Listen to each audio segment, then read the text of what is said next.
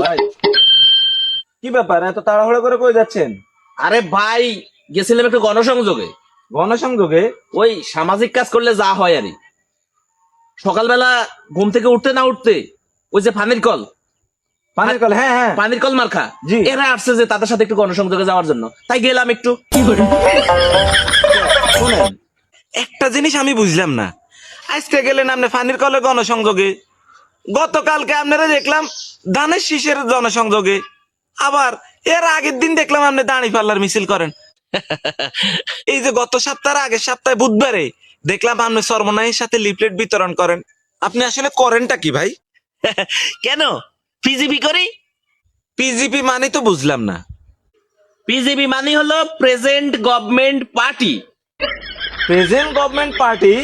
তার মানে যখন যে দল আসে তখন সেই দলে